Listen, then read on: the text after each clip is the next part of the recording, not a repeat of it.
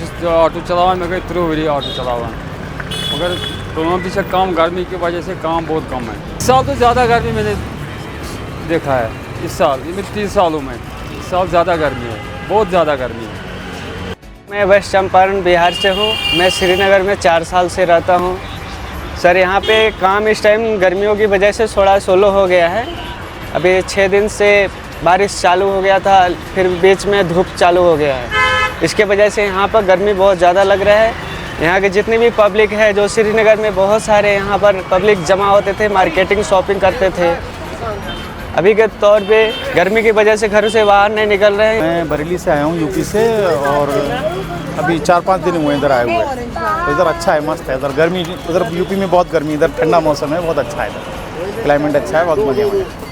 अभी हम लोग गए थे बर्फ़ देखने के लिए, बाकी साइट सीन किया था। गुलमर्ग गए थे, पहलगाम गए थे। मेरा नाम मोहम्मद रमज़ान है, रहता हूँ बटमालू में, यहाँ ही लोकल हूँ।